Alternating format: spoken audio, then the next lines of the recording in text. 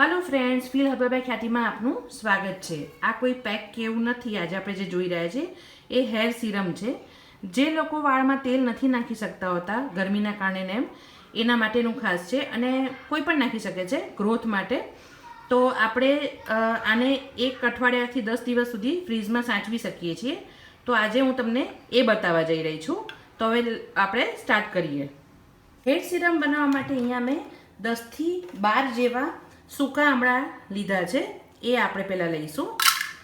પછી મેં થોડું 2 થી 3 જેવું જટામાસી, તમારી પાસે જટામાસી ન હોય તો તમે એને સ્કીપ કરી શકો છો। મારી પાસે હતી એટલે હું નાખું છું। પછી એની અંદર આપણે 1 ચમચી જેટલા મરી છે। મરી તમારા વાળમાં જે સ્કાલ્પમાં હોય ને એનું બ્લડ સર્ક્યુલેશન વધારે છે અને એટલા માટે જે ખરેલા વાળ હોય ને એ બી પાછા આવી શકે છે। પણ એ કન્ડિશન્સ મેં તમને આના પહેલાં બી કીધી હતી કે 6 મહિનાની અંદર તમે જો આ કોઈ કોશિશ કરો તો જ આ બધી વસ્તુ પોસિબલ થાય છે। વધારે ટાઈમ થઈ ગયો હોય તો એ વસ્તુ પોસિબલ નથી હોતી। પછી એમાં આપણે આ 3 ચમચી જેવી કલોંજી નાખીએ છીએ।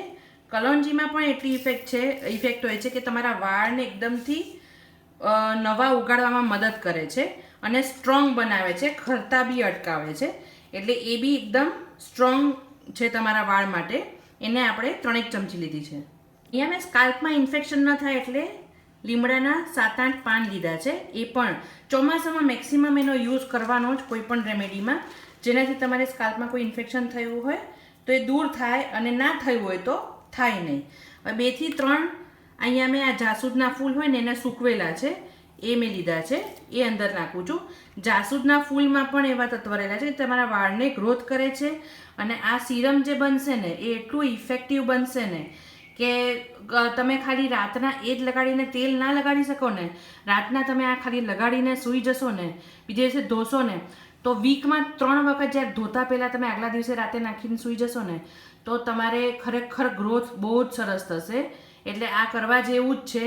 જેને તેલ ને એવું નાખવામાં પ્રોબ્લેમ થતો હોય ને ગરમીમાં તો ચોક્કસ આ વસ્તુ કરજો। અહીંયા મેં 8 થી 10 જેવા લવિંગ લીધા છે, એ પણ આમાં નાખું છું। એ પણ ચોમાસામાં બહુ જ સારું છે વાળ માટે। એના સ્કાલ્પમાં જે પણ ઇન્ફેક્શન થયું એ પણ દૂર કરશે અને મરીની જેમ જ બ્લડ સર્ક્યુલેશન તમારા વાળનું ખૂબ જ વધારશે।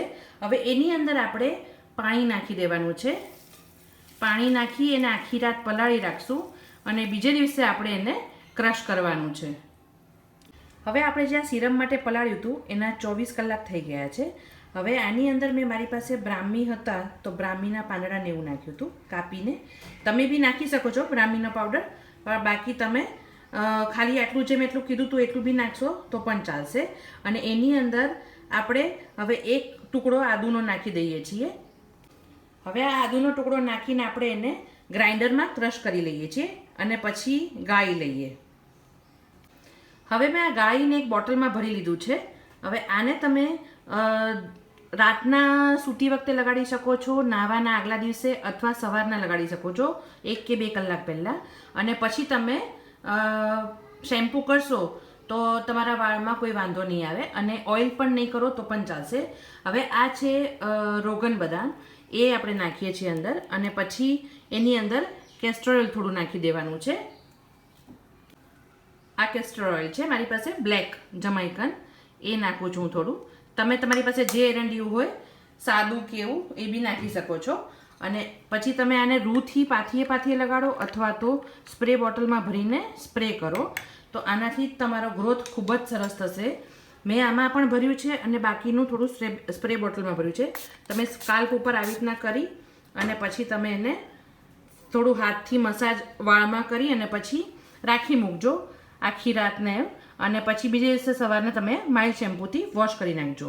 તમે જેટલી વાર શેમ્પૂ કરો એટલી વાર તમે આ કરશો ને તો તેલ નહીં પણ નાખ્યું હોય ને તો પણ તમારો વાળ ગ્રોથ થશે અને જે જગ્યાએ વાળ કોઈ બીમારીના કારણે કે એવી રીતના ખરી ગયા કોઈ દવાના રિએક્શનથી તો એ પાછા તમારા આવી જશે। તો ફ્રેન્ડ્સ, આવી નવી રેમેડી અને રેસિપીઝ જોવા માટે મારી ચેનલને લાઇક કરો, શેર કરો અને સબસ્ક્રાઈબ કરો। Thanks for watching.